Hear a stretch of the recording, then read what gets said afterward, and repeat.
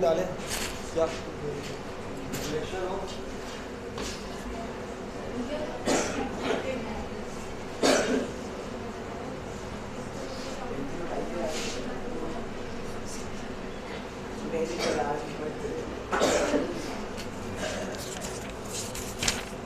Reflection of sound देखो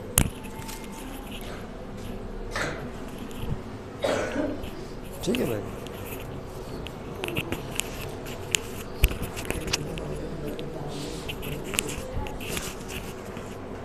क्या होगा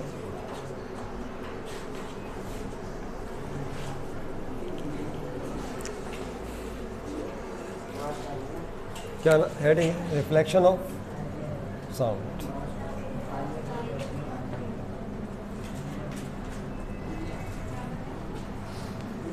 साउंड वेव्स के लिए या सिर्फ साउंड के लिए बात है आवाज़ की मौजों का इनेकास। क्या आवाज़ की मौजों का इनेकास किस तरह से आवाज़ की मौजें मुनक्किस होती हैं रिफ्लेक्ट होती हैं। ज़्यादा हो गया रिफ्लेक्शन किस तरह से होता है हम इस पे पहले भी बात कर चुके हैं कि साउंड वेव अभी सारी गुफ्तगू इको की इसी पे की कि किस तरह साउंड वेव्स रिफ्लेक्ट होती हैं किसी सरफेस से टकरा कर वापस पलटती हैं। लेकिन ये रिफ्लेक्शन होता कैसे है उसके लिए क्या रूल्स हैं उसको समझने की ज़रूरत है। तो उसके लिए एक एक्सपेरिमेंट बताया बड़ा ज़बरदस्त सा वो रिफ्लेक्ट देखें कितना बेहतरीन तजर्बा किया आपकी बुक के अंदर इसको उन्होंने इसका हिस्सा बनाया है। उन्होंने लिया एक वुडन पीस लकड़ी या वुडन प्लांक कह लीजिए लकड़ी का तख्ता कोई भी नाम दे दें इसको वुडन प्लांक ठीक है भाई प्लांक कहते हैं ना इसको पटरे को या तख्ते को।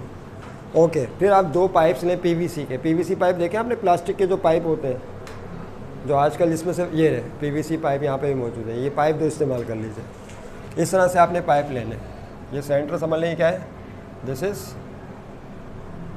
ये सेंटर है पीवीसी पाइप लीजिए। मैं पहले खुद इसको ज़रा सा वो कर लूँ बैलेंस होना चाहिए ना। अच्छा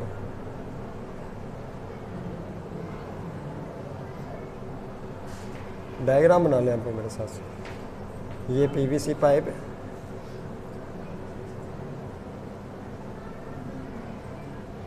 ठीक है भाई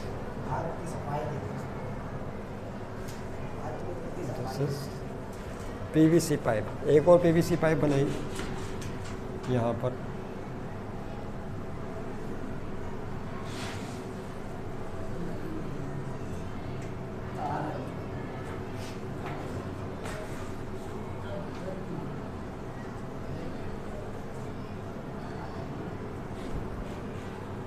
यहाँ पर वॉच है क्या है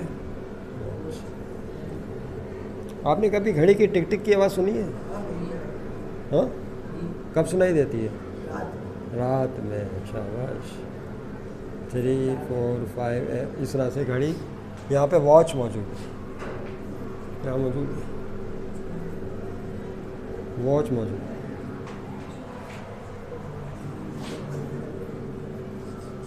थोड़ी बन गई वॉच है भाई ठीक है दिस इज वॉच घड़ी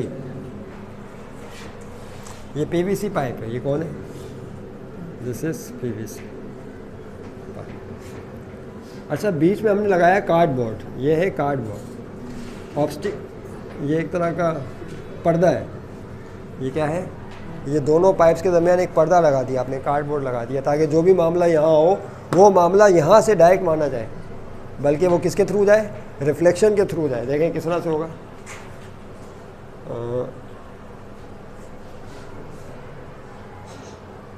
ये हो गया यहाँ पे एयर है एयर किसे कहते हैं हवा को नहीं कान को कहते हैं क्या है एयर एयर का मतलब क्या होता है कान कौन सी सोने की नहीं सर के कान रेड क्लियर। तो यहाँ पर एयर मौजूद है ये एक पीवीसी पाइप है दूसरा पीवीसी पाइप ये वुडन प्लांक है और यहाँ पर कार्डबोर्ड लगाया गया है। अब देखें होता क्या है तवज्जो रहे यहाँ पर दो एंगल्स हैं, कितने एंगल बन रहे हैं? दो। एक एंगल ये बन रहा होगा, यहाँ पे नज़र आ रहा है आपको, ये इस एंगल को रेड पेन से शो करते हैं, ये कहलाता है एंगल ऑफ इंसिडेंस। इसको इस तरह से लिखते हैं, ये जो साइन नज़र आ रही है एंगल की साइन है, इसको पढ़ते हैं एंगल आई। और नाम क्या है इसका? एंगल आई का मतलब कौन है? बोलिए, एंगल ऑफ इंसिडेंस। उसके बाद यहाँ पे भी एक एंगल बन रहा है, देखें ये वाला एंगल बन रहा है, दिस वन, इसे कहते हैं एंगल ऑफ रिफ्लेक्शन। क्या कहा जाता है? बोलिए, एंगल ऑफ रिफ्लेक्शन। और एंगल आर, इसको पढ़ते हैं angle R, this is called angle of reflection. Okay, अब देखिए क्या होता है, यहाँ पर घड़ी की सुई टिक टिक का साउंड क्रिएट करती है, याद है? अच्छा, जब टिक टिक का साउंड क्रिएट होता है तो वो साउंड इस पीवीसी पाइप के अंदर से जाएगा, क्योंकि साउंड वेव्स हैं, ये कंप्रेशन और एयर फ्रिक्शन पर मबनी होती है। ये इस पीवीसी पाइप के थ्रू, आवाज़ तो ज़ाहिर है पाइप के अंदर से पास हो सकती है ना, बिल्कुल पास हो सकती है। तो आवाज़ की मौजें इस पीवीसी पाइप के अंदर से पास होती हैं और वुडन प्लांक के इस पॉइंट से टकराती हैं। जिस तरह आप गेंद टकराती है ना किसी दीवार के साथ, उसी तरह इससे टकराने के बाद क्या होता है, साउंड वेव्स रिफ्लेक्ट होती हैं। फिर आप अपने किसी दोस्त को बोले कि अपने कान, मैंने यहाँ पे घड़ी लगाई हुई है, वो अपने कान जो है ना इस सिरे पर रखे, ताकि जो आवाज़ घड़ी की टिक टिक की आएगी वो उसको सुन सके कि वो कहाँ पर आ रही है। तो देखें, दिलचस्प बात है, ये है पीवीसी पाइप। वो पहले क्या करता है, पीवीसी पाइप की पोजीशन यूँ कर लेता है, जब ऐसे करता है तो उसको आवाज़ सुनाई नहीं देती, ऐसे करता है तब भी आवाज़ सुनाई नहीं देती, लेकिन जब वो इस पोजीशन में लेकर आता है तो उसको फिर आवाज़ सुनाई देती है। तो इसका मतलब क्या हुआ कि साउंड वेव जब रिफ्लेक्ट होकर वापस आती हैं तो जिस एंगल से टकराती हैं उसी एंगल से रिफ्लेक्ट होती हैं, उसी एंगल से मुनक्किस होती हैं। यानी अगर फ़र्ज़ कर लें कि ये एंगल आई, फर्जी बात है, 40 डिग्री का हो तो एंगल रिफ्लेक्शन भी कितना होगा? 40 डिग्री का होगा, तब रिफ्लेक्शन ऑफ साउंड सुनाई देगा, वरना सुनाई नहीं देगा। तो रिफ्लेक्शन का अमल हो तो रहा है, लेकिन किस एक रूल के तहत हो रहा है। वो रूल क्या है कि angle of incidence must be angle of reflection, इसके बराबर होगा तो आवाज़ सुनाई देगी, वरना सुनाई नहीं देगी। तो एक तो रिफ्लेक्शन ऑफ साउंड प्रूव हो गया कि आवाज़ की मौजों में रिफ्लेक्शन होता है, और साथ में इस लॉ के तहत होता है, कानून के तहत ये भी प्रूव हो गया। तो इसको ध्यान में रखिएगा। अच्छा, एक और मिसाल दे दें क्या? नहीं, सही, काफ़ी, एक मिसाल काफ़ी, इसको लिखने की ज़रूरत नहीं है। ये पेज नंबर 250 है, इसके ऊपर पूरी दास्तान इसकी लिखी हुई है जो डिस्कस की आपसे इस डेट के लिए। तो आप इसको स्टडी करें, रीड करें, reflection of sound. Okay, definition लिखना चाहें तो लिखें, the sound waves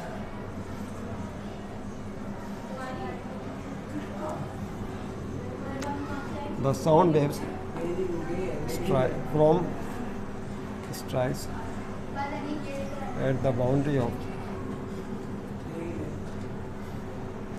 sound waves travel in a medium strikes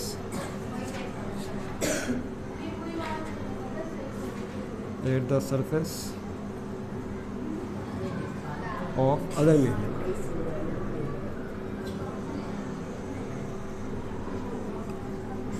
These waves comes back. These waves comes back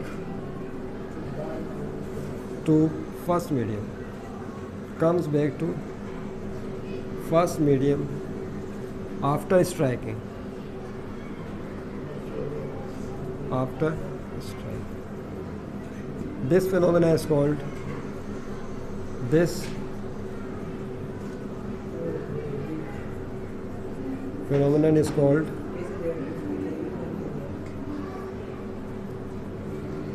reflection of sound. Reflection of sound waves. देखिए फिर से सुन लें क्या हुआ है। The sound waves in a medium, ये इस medium में थी, फर्स्ट मीडियम में थी। In a medium strike at the surface of other medium, ये दूसरे मीडियम की सतह उससे टकरा रही है।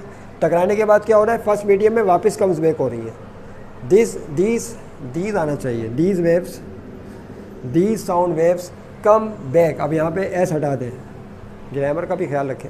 These waves come back to first medium after striking. टकराने के बाद क्या होगा, ये वापस अपने असल मीडियम में आ जाएंगी। This phenomena is called reflection of sound waves. तो इसको साउंड वेव्स के रिफ्लेक्शन का फेनोमेना कहते हैं। तो जितनी भी वेव्स हैं, चाहे वो साउंड की हैं, चाहे वो लाइट की हैं, दुनिया की कोई सी भी वेव है, वो हमेशा इस रूल को फॉलो करती है, उसमें रिफ्लेक्शन का अमल होता है। पानी में बनने वाली वेव्स हैं वो भी इसी असूल के तहत रिफ्लेक्ट होंगी। पानी में बनने वाली वो क्रैश तरफ जा रही है, टकरा कर उसी एंगल से रिफ्लेक्ट हो जाएंगी। Is that clear? तो इसको बहुत सारे अंदाज से समझा। अच्छा, एक मिसाल इन्होंने दी है, ये बड़ी ज़बरदस्त मिसाल है, शाहजहाँ का मकबरा। शाहजहाँ मास देखी आप लोगों ने? शाहजहाँ मास ठट्टा में वाक़ है। क्या नाम है मस्जिद का? शाहजहाँ मस्जिद। शाहजहाँ ने बनवाई थी ये मास्क, उसी के नाम पर रखी गई होगी गालिबन, जहाँ तक मेरी नॉलेज है। शाहजहाँ मास्क है। उसमें होता ये है शाहजहाँ मास्क में कि जब कोई विस्पर करता है, विस्पर का मतलब क्या होता है? सरगोशी करना। क्या होता है? विस्परिंग का मतलब होता है कान में, किसी के कान में क्या करना? सरगोशी करना, यानी आहिस्ता बात करना। अब अगर मैं किसी को बुला के उसके कान में आहिस्ता आहिस्ता बात करूं तो दूर बैठे तुलबा सुन सकते हैं? सवाल ही पैदा नहीं होता, क्योंकि जब आप कान में कान करीब होता है, आप वही बात करते हैं आहिस्तगी के साथ। सरगोशियाँ कहते हैं ना इसको, उर्दू में क्या कहते हैं? सरगोशी करना, और इंग्लिश में कहते हैं विस्परिंग। क्या कहा जाता है? विस्परिंग। तो जब विस्परिंग की जाती है सरगोशी, तो वो करीब होती है और उससे पैदा होने वाली आवाज़ की इंटेंसिटी इतनी कम होती है कि वो दूर नहीं जा सकती। नहीं समझे बात को? यही विस्परिंग, यही सरगोशी आप शाहजहाँ मकबरे का दीवार के पास कीजिए, जहाँ पे उसका टॉम बना हुआ है। आपसे विस्परिंग करेंगे, पूरी मस्जिद के अंदर आवाज़ फैल जाएगी। क्या होगा? वो जो सरगोशी होगी, आपने वही सरगोशी आप रूम में कर रहे हैं, लेकिन कोई दूसरा नहीं सुन पा रहा सिवाय सुनने वाले कान के, और वही विस्परिंग आप कहाँ कर रहे हैं? शाहजहाँ की मस्जिद में कर रहे हैं। तो क्या हो रहा है? पूरी मस्जिद के अंदर आवाज़ फैल गई। ये क्या मामला है? Just because of reflection. वजह क्या है?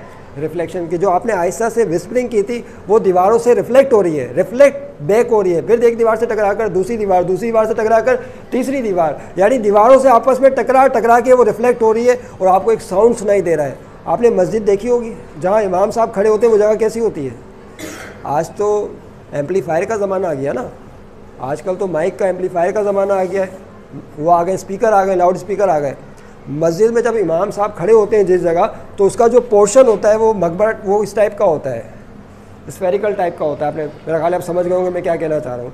मस्जिद का सबसे अगला हिस्सा जहाँ इमाम साहब की जगह होती है बाजमात नमाज़ कराने के लिए, इमाम साहब जहाँ खड़े होते हैं, तो जब वो कुरान पाक की आयत तिलावत करते हैं, अगर माइक नहीं है, बिजली नहीं है, लाइट चली गई है, लेकिन अगर वो फिर भी कुरान पाक की आयत तिलावत करेंगे तो पूरी मस्जिद के अंदर आवाज़ गूंजेगी। यानी आप गौर कीजिए, आज से 1400 साल पहले जब मसाजिद तामीर की गई थी तो उसके अंदर भी साइंस इन्वॉल्व थी, और फिज़िक्स का ये knowledge, reflection of sound wave, उस वक्त भी मौजूद था। नहीं समझे बात को? ये है कि बाद में आहिस्ता आहिस्ता वो डिस्कवर होती चली गई और लोगों तक पहुंचती चली गई कि असल कानून क्या है, कि जब उस डिज़ाइन को जहाँ इमाम साहब खड़े होते हैं इस तरह बनाया जाता है कि उनका साउंड टकराने के बाद अगर वो आहिस्ता भी बोले तो बार बार रिफ्लेक्ट होकर मस्जिद के कोनों तक पहुँच जाता है। इस डेट के लिए तो एक मिसाल तो इन्होंने ये दी। एक मिसाल और दी है रिफ्लेक्शन की, वो है reflection of sound in a narrow tube. एक एग्जाम्पल कौन सी दे दी? एग्जाम्पल ऑफ, एक मिसाल तो आ गई आपके पास, मास्क, मस्जिद की मिसाल कि मस्जिद में साउंड में रिफ्लेक्शन कैसे होता है, ये आ गई। एक और मिसाल ले लें, वो है narrow tube, reflection of sound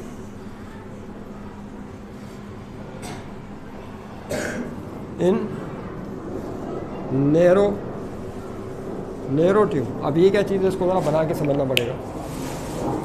ठीक है, देखें किस तरह से होगा। ये इस तरह का होता है ट्यूब,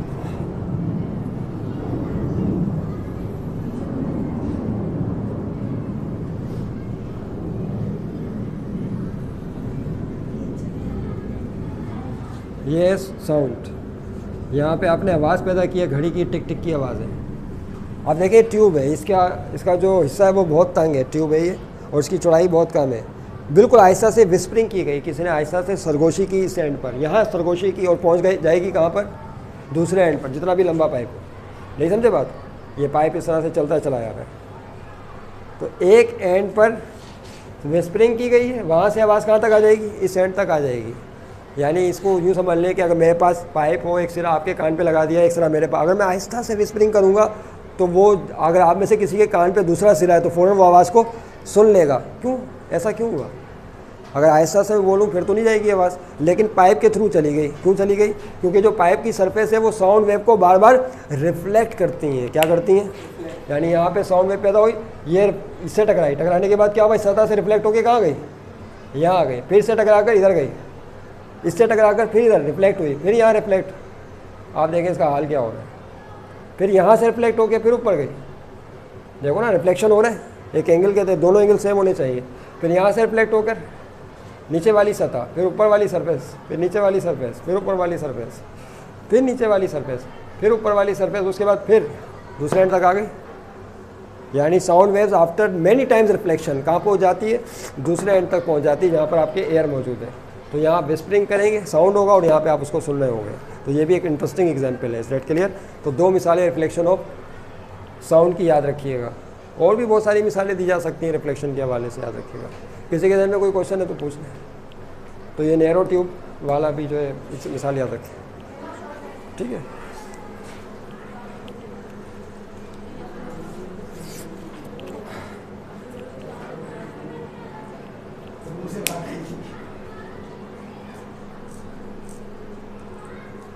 यहाँ ये हुज़ैफ़ा, हाँ हुज़ैफ़ा यहाँ हो। ये देखो टाइम जिसमें चल रहा है वो क्या है? ऊपर वाला टाइम है ना AM में, या नीचे वाला टाइम है?